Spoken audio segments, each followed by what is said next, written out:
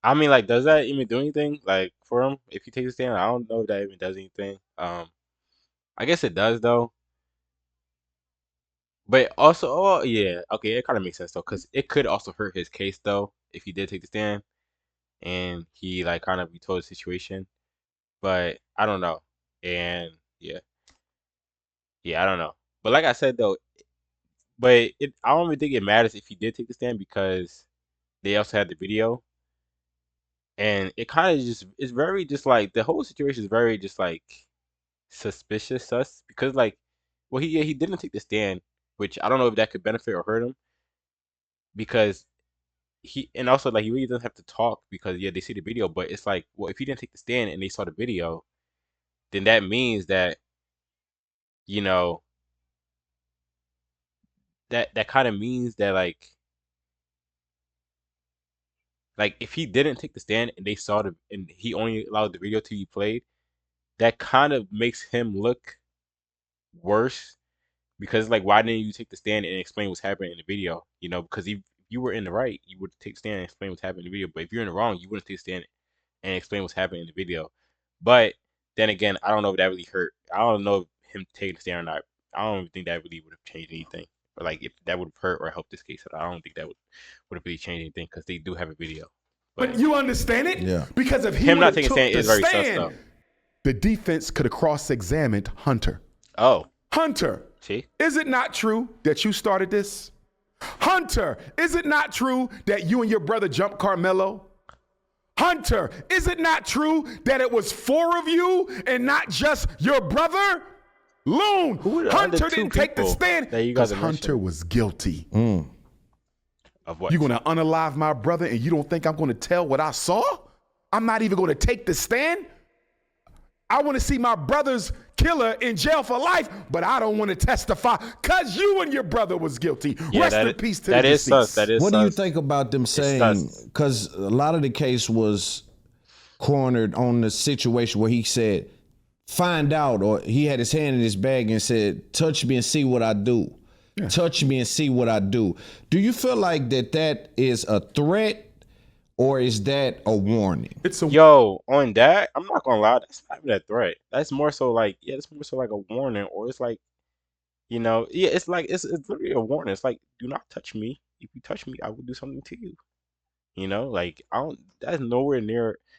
I mean, no, technically it is a threat. Technically it is a threat, but it's not a threat of like. It's not an active threat. Let me say it like that. It's not an act. It's a passive threat. There's a difference between an active and a passive threat. Passive threat is like, something has to initiate contact with you before you react. Whereas an active threat is like you're already initiating contact. You're already, you know, creating the violence or destruction. You know what I mean? So like, yes. So yes, it is technically a threat, but it's like it's not a threat where it's like someone you're the initial aggressor, which I feel like is kind of unfair on Carmelo's case because he did technically give him a warning. And me, if someone says, "Hey, touch me and see what I do," and see what I do, I'm not gonna touch him. I'm not gonna lie. I'm not gonna touch him because I just don't want to see what he's gonna do. Especially if they reach in their bag, I'm definitely not touching. Well, I don't care how big I am, bro, because I don't know what he got in that bag, bro. And I think when he did say that, he was reaching in his bag, like he was like reaching in his bag while he was saying it. Which yeah, I don't know why the brothers would still touch him because me, honestly, I don't know what you got in there. I'm not even trying to find out. That's not that, and that doesn't mean that I'm saying that like he did Austin got deserved. I'm just saying that like if that was me, I would. Hey, I'm not touching nobody, bro. I would have been scared. warning. I ain't gonna lie. I would have been scared. He's letting them know I'm armed. See, that they were arguing the It's a entire threat and a trial warning. that that's the premeditation. It's a threat and a Because warning. he's It's not- basically, I it's made not- a it's not decision either way. right here in this moment. Touch me and see what I'm going to do No, to you. I made a decision right here in this moment to stand my ground if you attack me. You see that? He did make a decision. I am outnumbered, 4 white boys under a tent with a whole bunch of other children, and most of them were girls, so they showing off for the snow bunnies. Okay, we can't say 4 white boys because he does live in Frisco, Texas, so he's been around white people his whole life. So I mean, you can't be afraid of something you've been living around your whole life. So we can't just say, oh, well, he was scared because it was 4 white boys. I mean, the nigga Carmelo Anthony probably forgets sometimes that he's black. I'm not gonna lie. I'm sorry, like not like he probably forgets sometimes that he's black because he's living around other white people. That being said, though, you can't really say that you're afraid of them being white because, like I said, you've lived around them the whole time. But I will say though, 4 people just around you in general, that is something that like is very scary and um yeah, I would definitely like not blame someone for reacting um what's the word? Irrationally. 4 people. I don't know if it was four though. You keep saying four. But I'm just gonna say that there was 4 people. So if 4 people were around you, I wouldn't blame someone for acting irrationally because like you'd be pretty scared. Then again though, I didn't see the Most video. I people need to using see the video. ChatGPT and I Claude gotta are see the leaving video. 80% of the value on the table. Here's how the top 1% of the users actually Like we don't have all the facts. Like we don't have like the public has none of the actual They facts. showing off for the snow bunnies. Carmelo sitting there, all these white girls, they showing off for them, the 2 big white linebackers with their 2 homies. They're going to stomp me out under this tent today. No adults around. Carmelo knew. Okay, I'm not gonna lie, Karmelo did not think that they was gonna jump him or like like stomp him out because literally there are adults around. There definitely was adults around, and also you had to track me. No one, you're not gonna have 4 people jump you at a track me. Okay, so I'm not gonna let that slide at all. But then again, like I said though, if 4 people are around you, that is a very scary situation, and you can't really. Let me correct myself. You can't really blame someone for reacting irrationally, but too irrationally, you kind of can. You kind of can because too irrational is like kind of what. Actually, never. Not, I'm not gonna say that, but too irrational can be kind of like whoa. But like, yeah, having 4 people around you is just scary, and someone might act irrationally. Get stomped out. Remember, they grabbed this hoodie, they put him in a headlock. You can They easily put him in a headlock. I've never heard this. Like okay, like I said, I'm neutral. I'm neutral. I've never heard this before. Okay, I've never heard that. There is no way they put him. Look, I've never heard that. Okay, if they put him in a headlock and he went to jail, whoa, whoa. Then again, though, like I said, what they put him in a headlock? Like I gotta confirm. I need someone to confirm this for me, bro, because I've never heard that, bro. snap somebody's neck in a fight, Loon. And if they put him in a headlock, how was he able to grab the knife and stab him? I mean, you can still stab someone in a headlock depending on how tight it is and stuff like that. But then Fights again, are I've never dangerous. heard that. Fights are very dangerous, especially when you're going against somebody bigger than you and multiple people. And twins will die for each other. And twins like will die all for of this each other. kind of stuff should have That been. is true. I think some of The lawyer. But I don't think it would have gotten to the point where it was a life or death situation. You had to track me. You had to track me, and there are adults around. Maybe not like right next to you, but there are adults around. So I don't think you're going to die. Like you got to make it. I feel like he's trying to make it seem like he was going to die that day. Like no, he was not going to die. He was fine. Mike Howard, in my He's probably gonna get opinion, hurt. respectfully and allegedly, he set Carmelo up for this legal execution. If I was talking to Mike Howard, Carmelo's lead defense attorney, I got 3 questions for Mike Howard. Number 1, why was Toby invited onto the defense being good friends with the prosecution? How do you not see that as a conflict of interest that could undermine Carmelo's freedom? That's my first question.